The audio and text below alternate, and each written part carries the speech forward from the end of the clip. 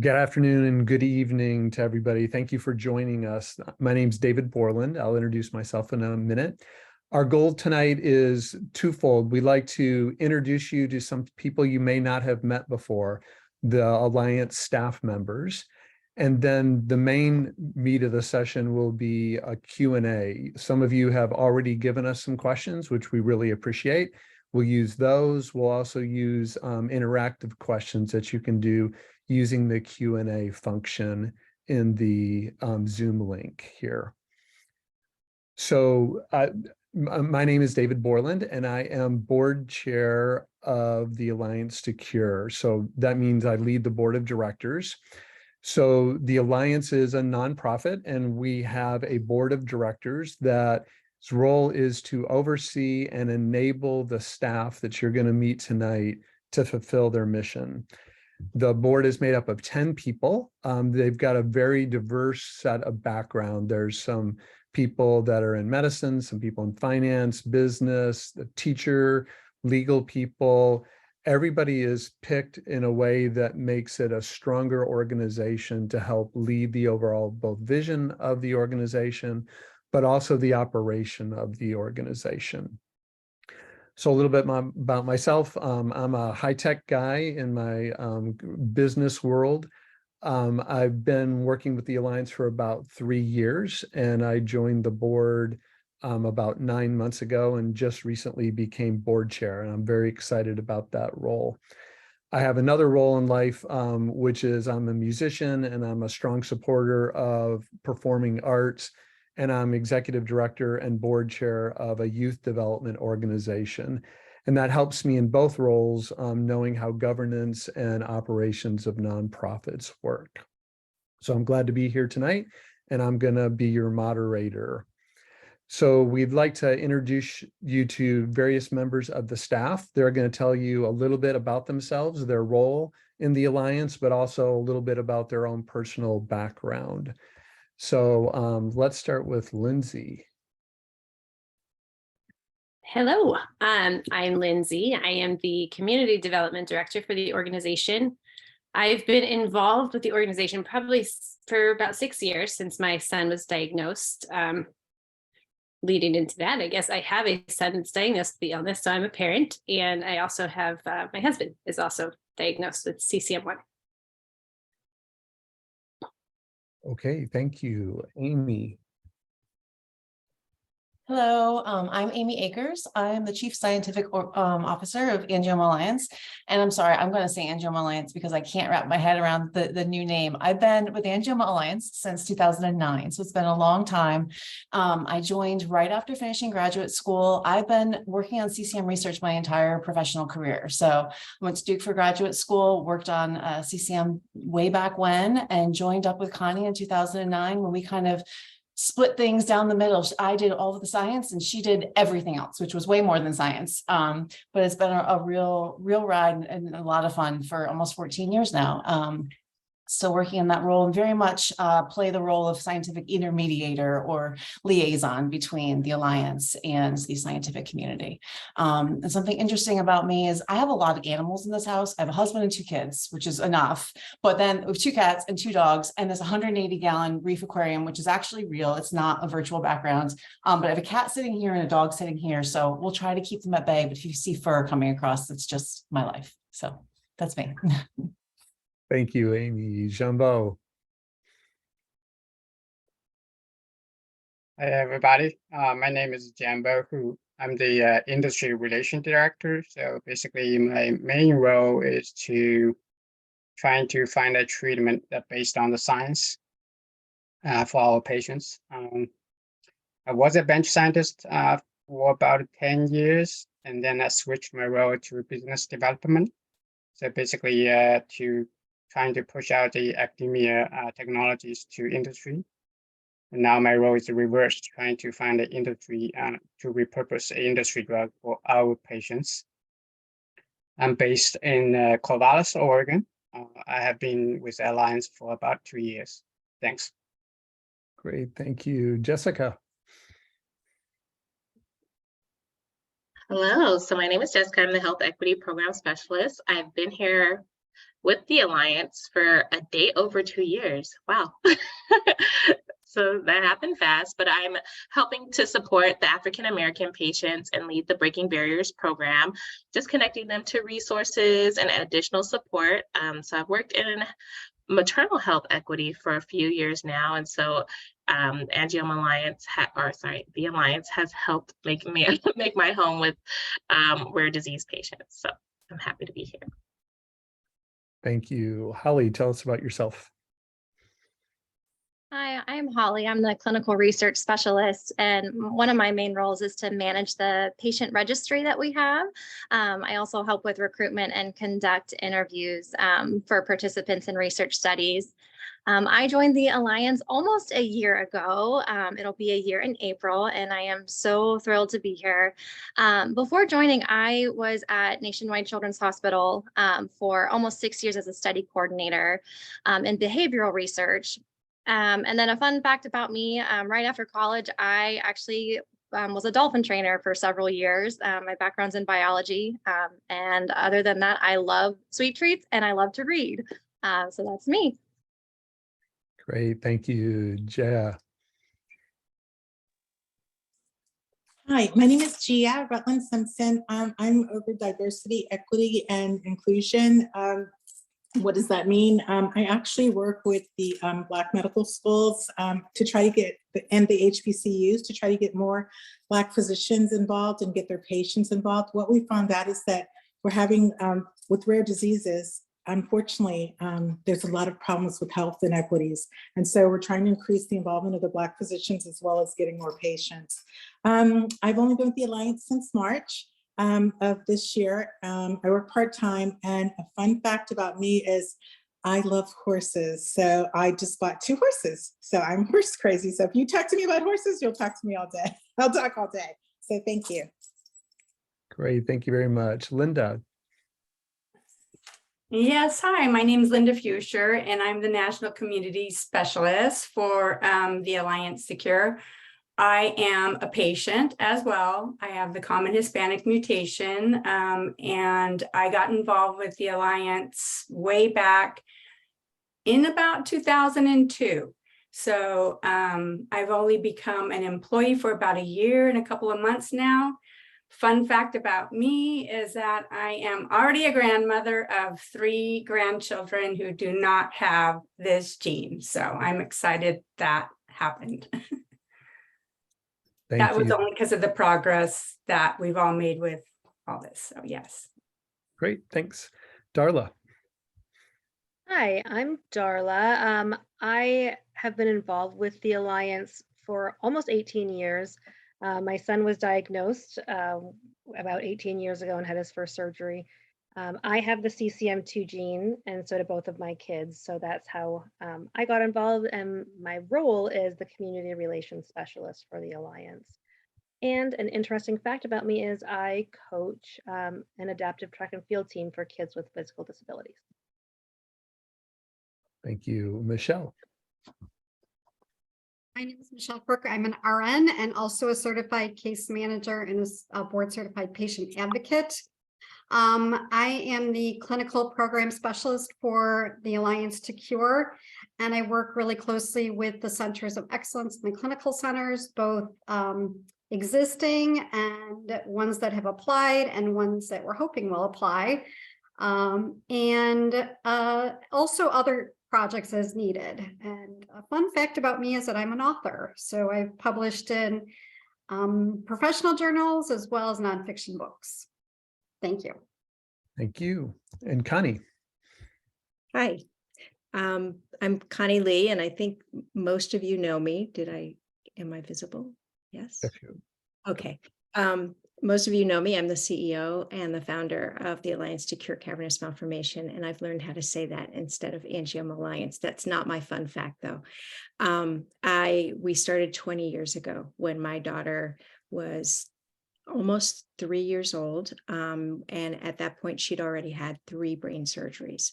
So this has been a passion and a mission for me for a very, very long time, and I'm very excited about the progress that we've made to this point.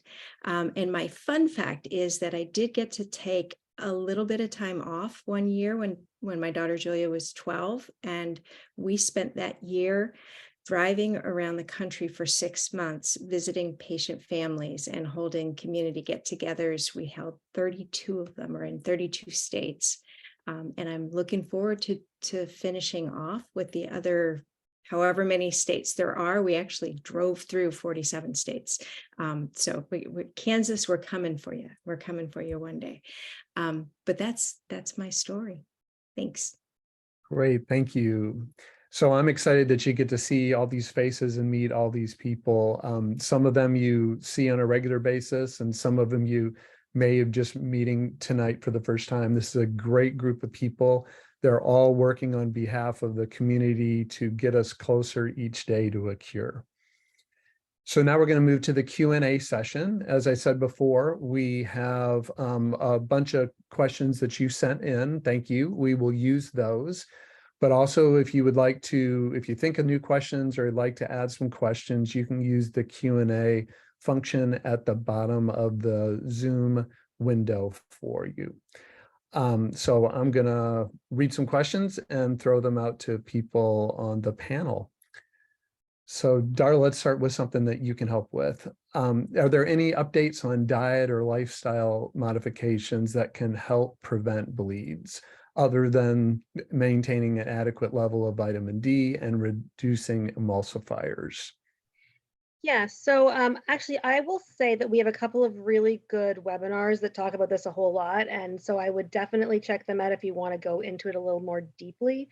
I know there's been some conversation about whether or not people should have, should be eating things with probiotics in it. And we don't know the answer to that yet, but that's certainly something that's been a conversation that we're having a lot. Is some people are encouraging their patients not to have foods like kimchi and sauerkraut and that kind of thing, and other doctors seem to say that's fine. So I guess my answer is, right now the research that we have is what we've had for a while. I don't think there's anything specifically new.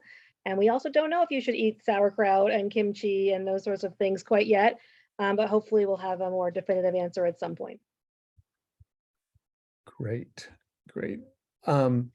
So there's a kind of medical question on, is MRI contrast dangerous? So should that be an Amy or Connie? I think it's me. Yeah. So MRI contrast is, there's another one where there's some controversy. It has been shown to build up a little bit in certain organs, and I'm not an expert in this field. So far, there's been no clinical implications of that. In other words, just because there's a little bit of gadolinium left over doesn't mean that that's going to hurt you. Nobody's been found to be hurt by that yet. However, with our illness, the recommendation is that folks get an MRI with contrast at least once to rule out other types of brain anomalies that might be there, but that they don't need contrast necessarily on a regular ongoing basis. There are differences between doctors. Some do want to see contrast all the time. Also, if you happen to have a CCM3 mutation, it makes sense to have contrast more often because you're somewhat at risk for meningiomas, which show up better when you have contrast than when you don't. So contrast is not absolutely needed for an MRI. The doctors will most likely see what they need to see without it. It can sort of live beyond its use as a contrast agent during the MRI, but so far we don't know that that's harmful. Thank you. Turning to clinical trials, someone is wondering where the clinical trials are and if they knew how further along it would be until completion date of some of them. So it's a pretty general question. Connie, you want to start with that? Sure. The first trial that finished is the propranolol trial. That trial was conducted in Italy. It's a very small trial that wasn't designed to show whether or not propranolol is effective for CCM. It was designed to show whether or not it's safe. It had finished enrolling, everybody finished taking the drug. A paper was published at the end in November of last year in Lancet Neurology with the results of the trial. The results show that it is indeed safe. Sometimes it's hard for patients to tolerate the high dose of propranolol that's needed. And there were some trends seen that there might be some help or efficacy in the drug, but a bigger study is needed. The atorvastatin trial was next to start. It is completely enrolled at this time. And so the last patients that were enrolled are finishing out taking the drug. And this is one where they need to take the drug for 2 years before they're done, which means the last patient needs to go through yet another 2 years. I think they're looking at 2024 for that to happen. There will probably be a readout, a safety readout at least from that trial before that time, because there were a number of people, a good group of people who already enrolled multiple years ago, like 3-4 years ago, who finished, and their data can be looked at now. Again, small trial, only 60 patients, and it's enough to show whether or not atorvastatin is safe, but not necessarily enough to give us the full picture of what it will do for patients. And then the third trial that's active is the Recursion's REC 994 trial. They call it the Sycamore trial. It is our first drug that was created by industry specifically for CCM. Propranolol and atorvastatin are repurposed medicines that were developed for other indications, heart indications. REC 994 is being developed just for us. That is right now enrolling. It's phase 2. Phase 2 is the first time that our patients get to take it. So we have been busy enrolling our patients. There are 13 sites open around the United States. It's contained within the US, this one is. And we're hoping that, we'll get ourselves fully enrolled. I had a meeting with them today, and they're all ready and thinking there's just a few more spots left to fill. So if you want to be in the REC 994 trial, this is when to do it. And then the final drug is Neurelis's NRL 1049 that received its that applied for investigational new drug application. It submitted that to FDA. That was approved. It is now able to go into a phase 1 trial, which means that healthy folks can try this drug. This is another one that's being developed specifically for CCM. No one has ever ingested this drug in the world ever before. So they want to try it in healthy people before they try it in our patients. Great. And a follow-up on the REC 994 part, someone asked, how can there be a testing site in their individual state? The sites at this point for this phase have been pretty much selected. You can look on our website to see where those sites are. There are a few more that are yet to open. One just opened in Georgia. There's another one that's supposed to open in Boston, one in upstate New York in Rochester, and now there's also the possibility of one opening in Wisconsin. So if they can get online and get their work together, mostly as legal department stuff, fast enough, the Wisconsin site will open. So then hopefully by then they'll have the trial fully enrolled. If they are able to go to a next phase, then they will have to get even more sites. And that's probably when you will see a site in your town. Thank you. Or your country, if you're out of the US. Thanks. Lindsay, there's a number of questions about how people can help, and specifically how they could do fundraising activities to help get us closer to a cure. Could you talk about that? And then maybe Linda could talk about some specific fundraising ideas. Let me unmute. I'll do that first. Yes. So there are a number of ways to fundraising. First step is to contact us and let us know you are interested. We are happy to help you kind of brainstorm ideas and get started. We use an online fundraising platform that makes raising money very easy and seamless for you, ideally.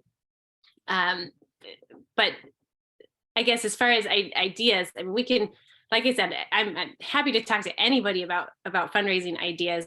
We brainstorm all the time with folks about what we can do.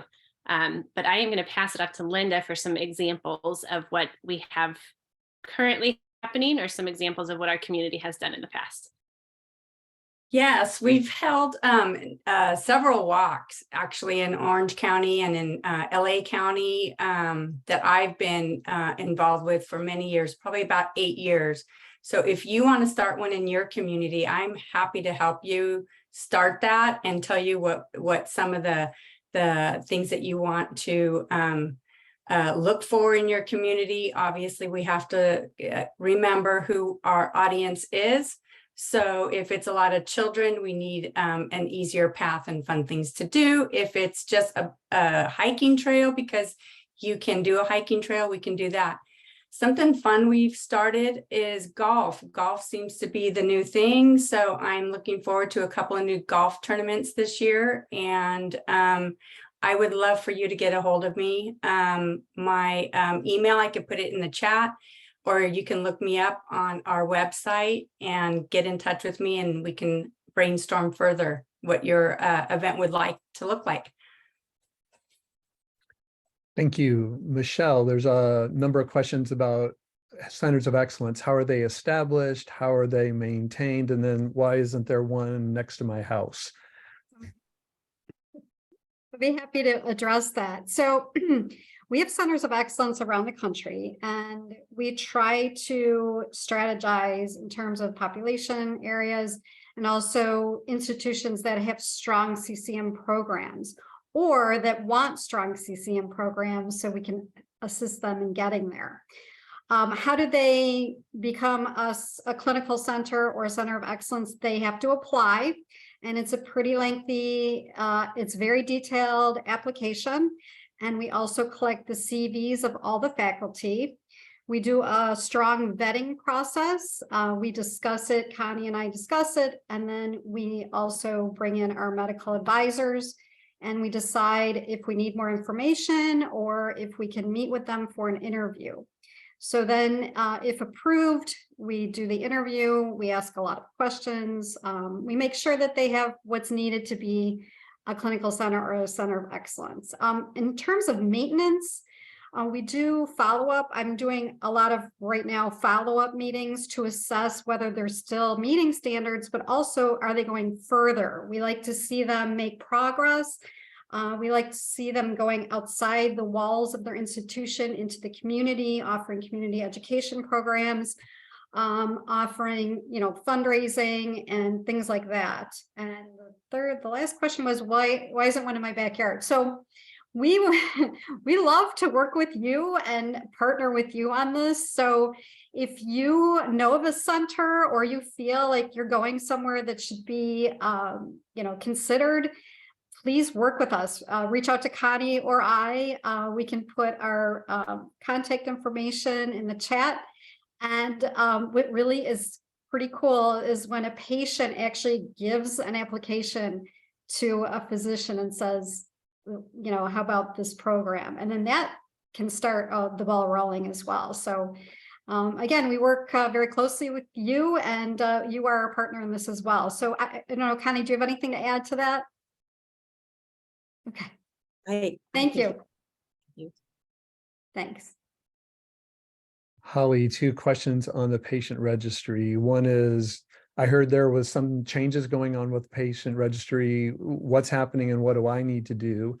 And then second, I was just diagnosed with CCM1. Should I let the patient registry know? Yeah, those are both really good questions. As far as the first one goes, there are big changes happening to the patient registry. We are actually moving our entire registry to a new online platform. So what is required of every one of our patients that is registered, once our new registry is live, everyone will have to re-register and kind of get a clean slate. They'll start the process again that they did whenever you joined our existing registry. So you'll fill out some basic contact information, and then you'll go into your surveys that you saw when you signed up. So the first one is a pretty lengthy medical history questionnaire, and also just kind of describes your journey with CCM. But stay tuned that we're not quite there yet to be live, but we're very, very close. So we will definitely let everyone know with the new website that they can copy and paste into their URL and bookmark it. So you can go back very easily when it's time to update. And then as far as the second question, if you have any updates, you can email me directly with any changes. Right now, how our current registry is set up is you are not able to go back in and edit any answers. So for the individual that just got a confirmed CCM1, you can email me and I can put my email in the chat and I can go in on the back end in your profile to update that.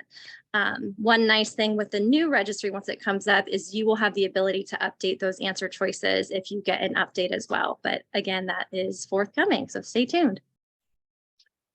Thank you. So Jessica and Lindsay, tell us what's up with the family meeting. What will the kids be doing? Tell us about different activities. So maybe Jessica, you want to start with some comments on that? Yeah, I'm looking forward to the family meeting in Miami. Yay, lots of fun. And so Darla and I have been talking a lot about what our children would be doing. Darla and I are kind of leading on the kids programming for our family meeting. And so we've been looking into a lot of things to keep our kids intrigued, but also have opportunities for them to socialize with one another and get to know other patients and families with rare disease. So lots of things from tie-dye to maybe even outings and things like that. So fun things in store. Great. Lindsay, you want to add anything? All I want to add is that you should really come. This is a great opportunity for our kids, kids with CCM, to meet others and truly build some relationships and friends that understand what they're going through. I have not been working on the kids programming. Darla has. So if Darla has anything else to add, I will. I know Darla and Jessica have been chatting about that, but I want everybody to be there because I want to meet everybody in the families too. I know we all do. So come. We do. It's going to be so much fun and the kids are going to have a blast. So we hope that you'll come. And it's, you know, for those, our kids have a rare disease, right? That a lot of them have never met somebody else who has this disease. And this could be, you know, their first chance to be around other kids with this disease. What an amazing opportunity that is. So please come. We hope to see you there. Excellent. Amy, on the research side, broad question, what are the most important issues that needs research so that we can get to a cure by 2030? Oh, wow. You know, I think there's a lot of kind of big questions that people are still kind of teasing apart. You know, we have the genetics kind of under control. We understand the genetic basis of the disease. We're starting to really understand how lesions develop and why lesions develop, but there's still a lot of nuance there that could be potentially druggable targets down the road. So we always talk about the alphabet soup of like all these different molecules that are involved, and you see the pictures, you know, the big diagrams with lots of moving parts and things like that. Learning what all those moving parts are and how they play together to maintain normal blood vessels. And when they don't work properly, you get CCM lesions. We want to tease that apart. We really want to understand the biology of why do lesions develop? Why do they grow? And perhaps the most interesting thing could be is how can we make them actually regress? So really fine-tuning the biology and the signaling that's going on within the brain blood vasculature. That's the big scientific question right now, in my point of view. Thank you. Connie, there's a number of different questions on how to get a second opinion, should I get a second opinion, et cetera. Could you talk about if I've been recently diagnosed, what options I might have in the world? Yeah, so first off, I am a strong proponent of second opinion. I think second opinion should be standard of care, that anybody who gets a first opinion should automatically get set up with a second opinion. So for our patients, second opinions it depends on where you started, but if you started at your local hospital and it's not a center of excellence or a CCM clinical center recognized by us as providing informed care, it would make sense to get a second opinion from one of our centers. How you do that, though, varies from center to center. And right now we're trying to get a standardized not a standardized list, but a list of what's involved in each of the individual places. In some places you send your MRIs, some places ask you to show up. Others want to have a call with you to hear a little bit about how you're doing. So the way of doing it varies from center to center. This is where Michelle can help out. If you do have trouble getting in contact with the center that you would like, she can help you connect with a center in order to get a second opinion processed. We also know that there are wonderful physician surgeons that are not in our centers yet. They're not in places that we're recognizing as centers. Part of what has to happen with a center is that they need to have the full package. They need to have neurology and neurosurgery and genetics and radiology and everybody working together on the disease. In some places, there are individual practitioners, like a really amazing surgeon, but they don't have the full package. So that really amazing surgeon, though, might be another place to get a second opinion if you're seeking one. Did I answer the question, David? I think so. I talked around it a little bit. Got it? Okay. Thanks. Jumbo, there, could you talk about the biomarker program? What has happened in the last few months? Where's it headed? Yeah, I know Dr. Awad's lab is doing this extensively, and they had a lot of data on it. They published some papers on the biomarkers. The thing is, the specificity and the accuracy is not good enough, so they're trying to refine it and to combine different kind of biomarkers to make the prediction much more accurate. That's the goal. I think they are almost there, according to my knowledge, and soon, hopefully, we will see a publication, so we will know. Then again, once it's published, probably should be confirmed by other labs or by other clinical centers. So it will be a while for us to see it in the clinical settings, at least if it works. Great, thank you. Connie, a lot of questions on trials. So I don't know if I'm eligible. How do I know if I'm eligible? How much does it cost? What are the side effects? How do I get involved? Could you wrap all those into one answer? Sure.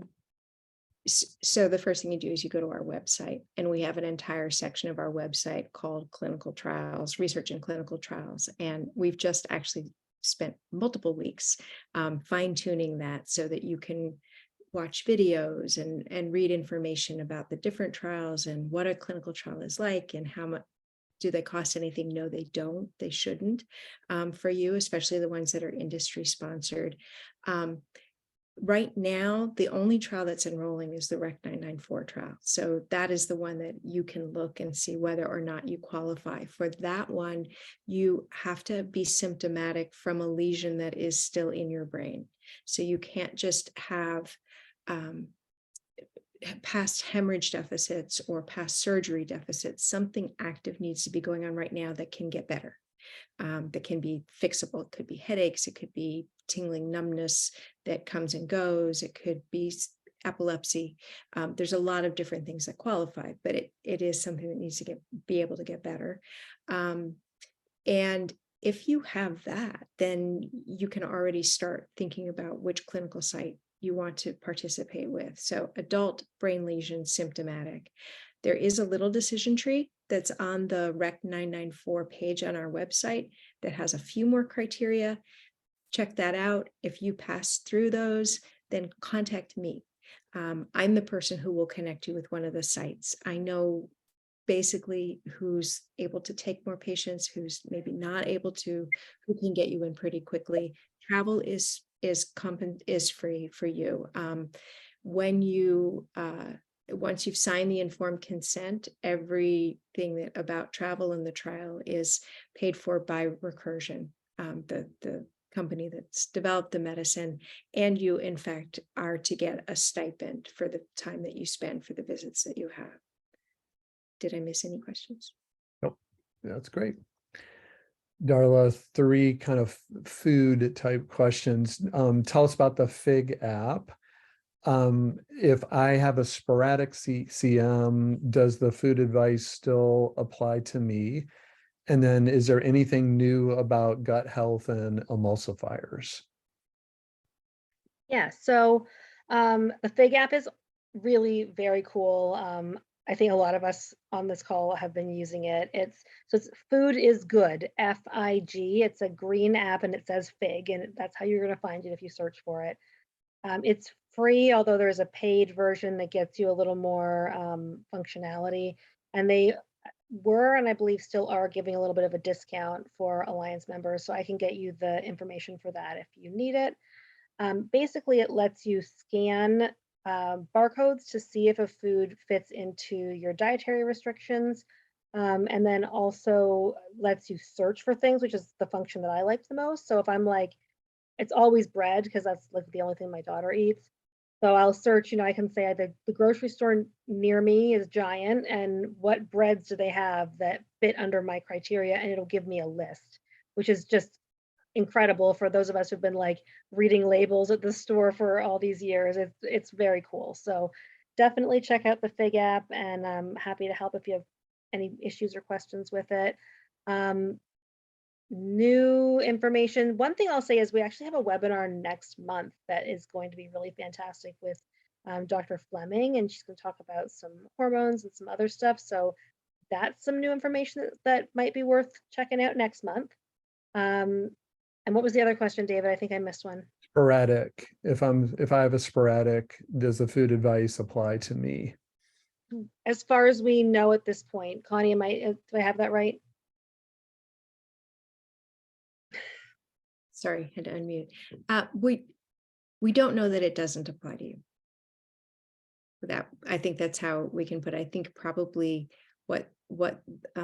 there is a lot of discussion in the research field right now about the role of emulsifiers and who benefits most by changing diet or who's most impacted. For example, CCM3 patients for sure have the most impact because their gut is, by virtue of the genetic mutation, their gut lining is 25 to 50% less. The mucus just isn't produced because of the mutation. So they're starting out with a deficit. Sporadic patients, it's a little bit different. What we understand is that inflammation, generalized inflammation, sets off a reaction that Amy and Jambo can speak to much better than me, but that cascades into something that's not so good for lesions. And that's not so good for sporadic lesions, just like it's not so good for familial lesions. Amy, did you want to talk about TLR4 and all that stuff? I didn't want to go down that rabbit hole, but I was going to say that biologically, what we know right now, sporadic lesions are functionally the same as familial lesions. They both have a loss of function of one of the CCM genes, and what we understand is that the way they're created happens exactly the same, whether you have one or you have a familial case that has lots and lots and lots of lesions. So they can be true. You can think of them as the exact same entity. You just have one or you have multiple. So Connie's kind of double negative of it can't hurt is, probably not a bad thing. I think it's, treat them equally. And it's eating healthier food at the end of the day anyway. That's what I always say. It's really like eating cleaner food is not going to hurt you for sure. Amy, while you're off mute, so what's a nanoparticle and what does it have to do with CCM? Oh, I'm gonna punt that one to Jambo. Okay. In what context, David? What's the context of the question? So I read you the question, but I think in general, people have heard about nanoparticles and, what would that potentially have to do with CCM? Okay, I don't know the context of the question, so I'm gonna just think according to my logic, so trying to interpret the question. Nanoparticle in general is just defined by size. So if it's 100 nanometers or less, it's considered a nanoparticle. So the association with us is probably for drug delivery for us, because we're trying to repurpose drugs that used for cancer. It's very toxic. We don't want our patients to get the infusion of those cancers, right? Because we're not dying. So the side effect is too much for us. What we're trying to do right now is to find a delivery vehicle to deliver the drug, toxic drug, specifically to CCM, so to bypass the other organs, hopefully, to minimize the side effects. And the nanoparticle will be one of the essential vehicles that we're looking for. Very good. Okay, Lindsay, how can I volunteer? How can I get involved? Again, if you want to, I mean, reaching out to us is the first step. We are always seeking volunteers, but we can't necessarily give you an opportunity if we don't know you're seeking one. So the best option is to get in touch with us. We'll, learn what you're interested in, your skill set, and hopefully be able to plug you in where we can use you and you're happy being used in that way. So you can contact me, or you can contact Darla or Linda, and we would definitely help get you connected. Great, thank you. Linda, how do I find people that are affected with CCM in my local area? Well, we do have communities depending upon where you live. I actually, if you have not already been a part of my monthly meetings, I invite you to them. They're in New Mexico, Arkansas, Texas, Michigan, NorCal, Colorado. I have a spinal group, a New England group, a Northwest group, a Chicago group, a Kansas group, a tri-state group, and a Florida group that meet with me monthly.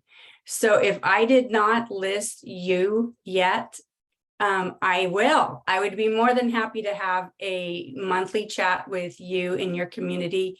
So shoot me a Facebook message or an email, and we'll get started. Great.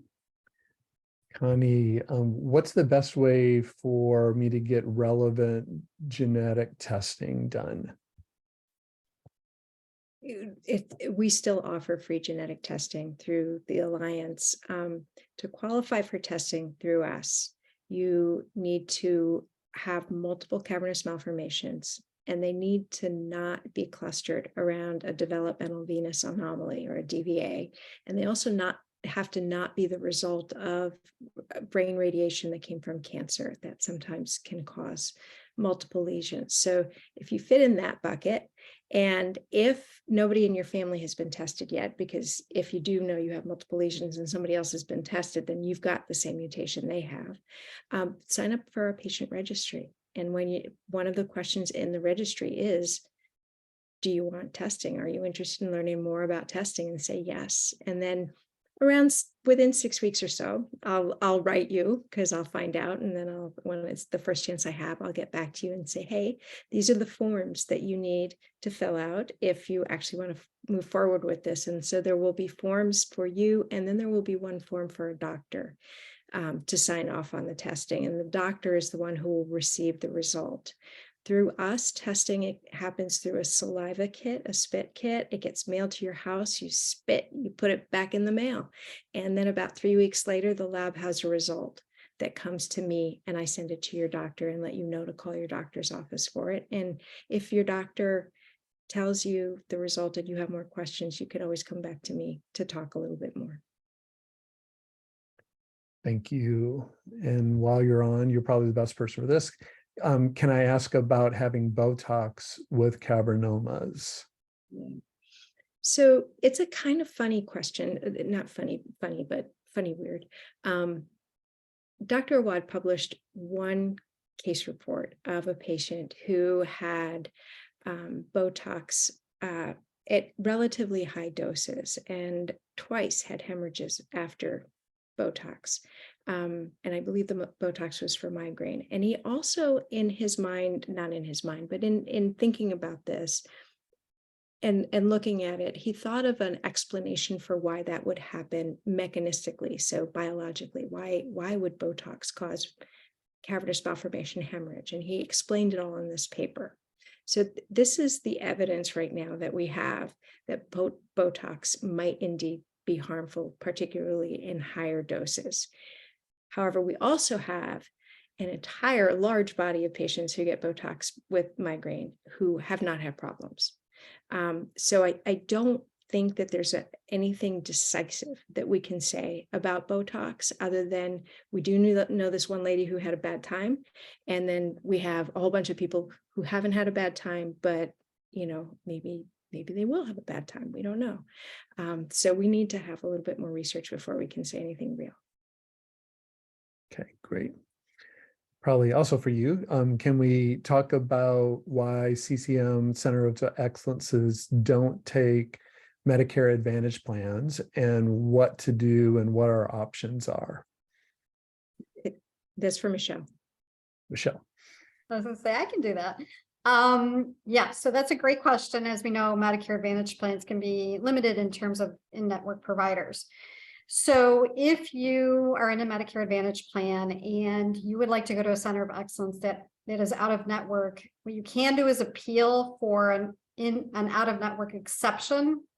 If you need help with that, I've worked with a Medicare Advantage plan for a while, so I can help you at least know who to reach out to for that.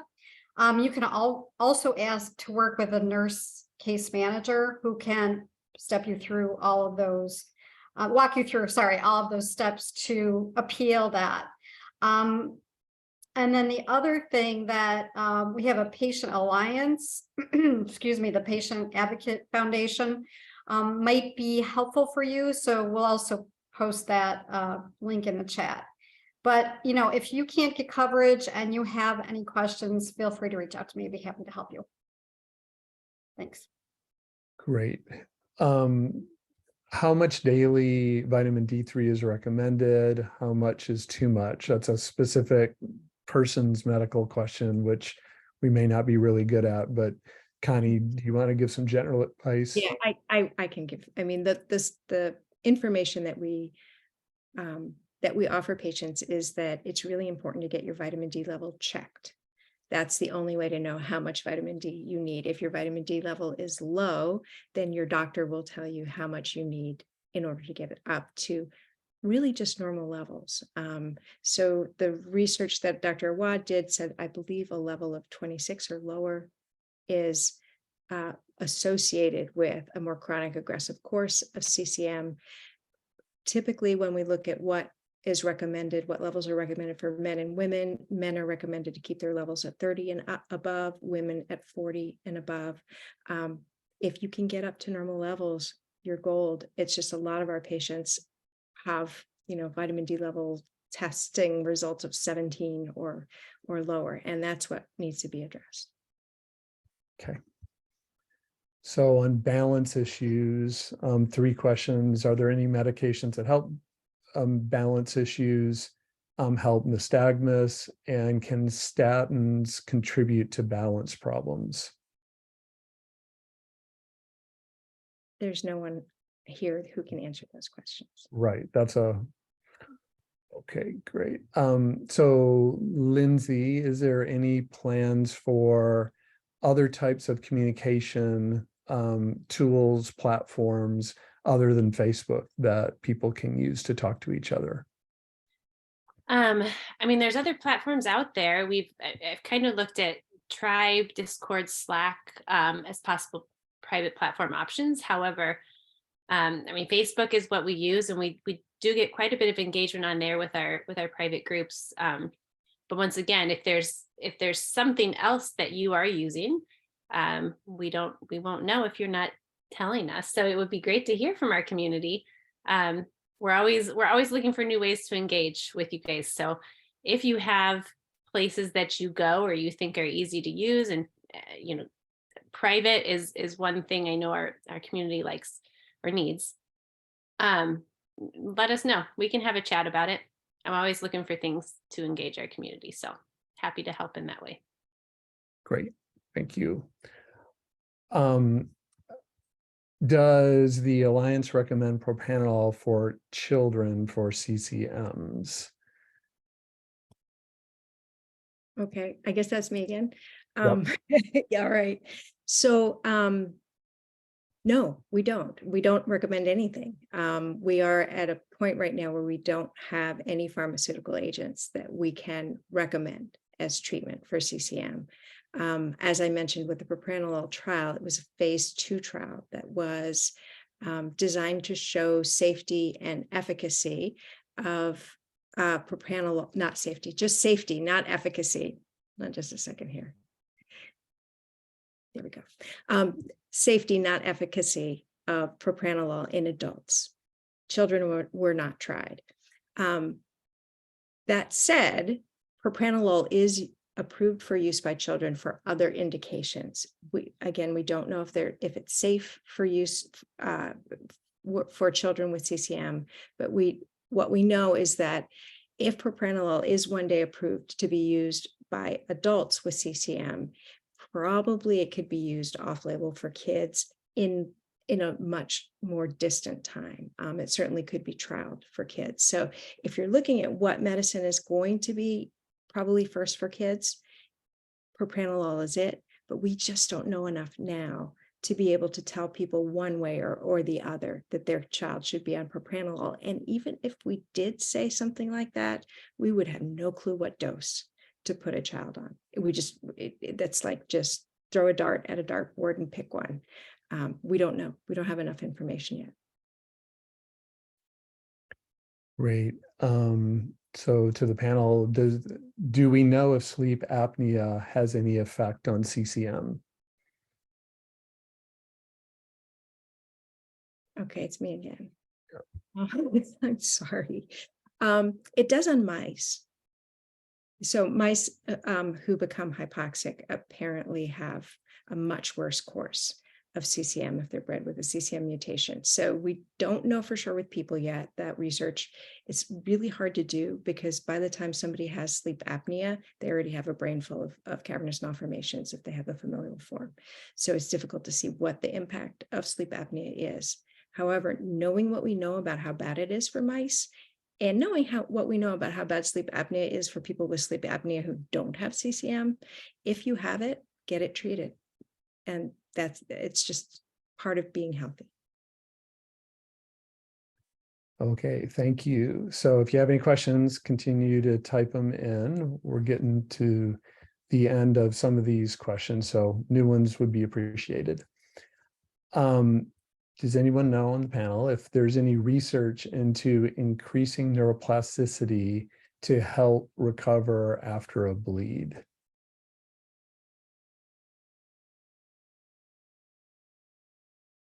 Okay, I don't have an answer for that either, but I think our community may. That's one of the questions that gets thrown out a lot in the community, in the forums, in our Facebook group, and what's helping you with recovery is really the question. And there's a lot of knowledge in our group. So many ways of doing therapy. We just had one of our old time members be featured on CNN and the BBC for some sort of implant that's been helping her with the use of her hand. We have another member who developed a novel method of physical therapy that he's spreading now around the world. So it's really neat to watch what our community does and participates in, and that's where the learning is. We don't, PT is or rehabilitation is not our specialty. We're looking at our bandwidth is limited, and we focus on what we need in order to treat CCM. The recovery process is something, though, that we all share and that we learn from each other, best practices. And Darla, please chime in. No, I absolutely agree with all of that. And it's something we talk about at support group all the time. So I'll just put a little plug in that we do have support group right after this webinar. And we have also one on Mondays at noon. So if you haven't been to support group, come and hang out with us. It's a pretty casual group. So it's a nice time. Good. So with people with spinal CCMs, should they avoid or use therapeutic massage, and then also on chiropractor, avoid, go to? Does anybody on the panel know about that? We don't have any research one way or the other, so Right. we have nothing to share. I'm sorry. Okay, Jumbo and Amy, other than drugs, what other types of research is being conducted that will lead us to a cure?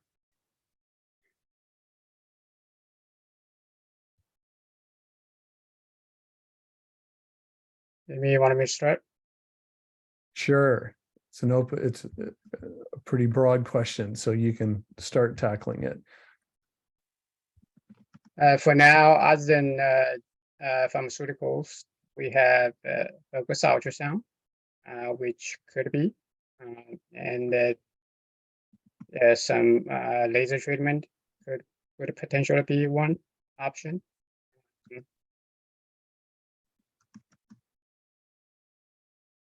Gene therapy. Gene therapy, ditto. Gene Yep. therapy, yeah, gene therapy. Yep. At the end of the day, it's still trying to tackle the same beast. You know, how can we stop growth? How can we stop lesion development? How can we regress? But just different ways of attacking that problem. Thank you. So kind of a broad one, but I'll also make it specific. So how does the Alliance spend their money? And if you could answer a question that I think is good for the audience to know is, what is the Alliance fund that's unique compared to what would be done without the Alliance? Oh, goodness. Well, we spend our money a lot of different ways. The bulk of our money goes to research one way or another. If it's not direct grants and now we are starting to do direct grants to labs. We have 2 grants that we're committed to giving, another 2 that are in talks right now. Well, I'm sorry, 3 grants we're committed to giving, another one that we're in talks right now. And if it's not that, then uniquely, we have our patient registry, which is a resource for every single clinical study, including every clinical trial. And so again, please sign up for the registry if you haven't already. Well, actually, wait until the new one's up. Holly's looking at me like, yeah, don't do it now. Wait a few weeks. It's seriously just a few weeks and the new one will be up. We have a DNA tissue, a biobank that now is collecting also plasma samples for work with biomarkers. We supply labs in a way that no other entity can do because we are independent. We bring together scientists once a year for a face-to-face meeting. Finally, we're back face-to-face. It's not a cheap thing to do. We have now well over 100 scientists that come and they spend 2 days together, and that is where people make the connections and where the new science comes out of those meetings and the discussions that they have. We are the liaison between industry and patients. Industry wouldn't have people enrolling in their trials or wouldn't even have clinical trial sites, but don't tell them that if it weren't for us. The drug trials that are happening are completely dependent upon our being good partners with them. Next week, you will hear that we have the CCM CARE Act being introduced again. So our CCM CARE Act of 2023 is federal legislation that pushes forward CCM both in awareness and hopefully in dollars. It's a piece of legislation that could eventually lead to an appropriation. It gets us indoors for Congress people. And when we get in those doors, then we can increase the amount of money that's allocated to NIH and help Congress to put a little bit extra pressure on NIH to spend money on CCM research. So these are all things that are unique. And I could probably sit here and think of another dozen, honestly, that are unique to what we do that no other entity in the world can do on our behalf. The work that we do in New Mexico, the work that we do with breaking barriers, the work that we do that is really cutting edge. And we're getting, you'll hear on Monday, there's going to be a big award that's given to us. I can't tell you what it is yet because I'm not allowed to, but I'm really thrilled that it's coming our way out of recognition for the work that we do in DEI and the work that we do just in the entire patient community and with researchers. And I'll shut up now. Okay, thank you. Gia, are you with us? I'm sorry, I turned her camera off because it was, let me see if she's ready. I'm here, yes. Good, hello. Could you tell us about the DEI efforts broadly for the organization? Well, we're trying to get more Black physicians to look at neurology. I was looking at some statistics before our call, and in 2019, it says like 8% of the physician workforce were Black, and unfortunately, only 3% of those Black doctors or neurologists. So we want patients to be able to go and see people that look like them, that speak their language, that they can communicate with. So that's what we're doing. We're trying to work with the medical schools. We're starting with the Black medical schools to see what we can do to try to get more minorities, not just Black, Hispanic, interested in studying neurology. And that way patients can have people that look like them and actually understand what they're going through.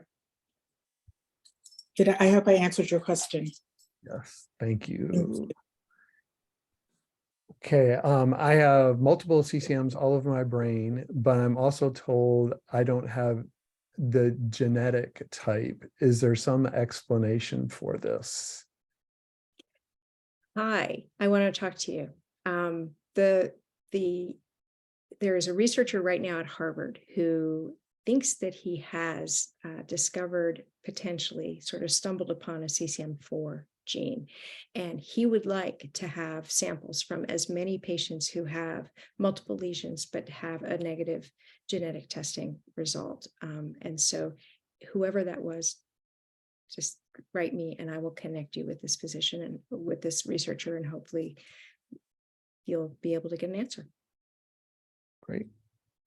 Has there been any research done on different blood types, including Rh negative and positive, to see if there's more in one particular type of blood than another? That I don't know. Amy, do you know? Not that I know of, no. Okay, David, I'm going to interrupt you for a second because we're at 8:03 and there may be people who are in support groups. So if Darla or Lindsay want to drop off and go greet them. Thank you. And we're actually at the end of the questions that have been given and online.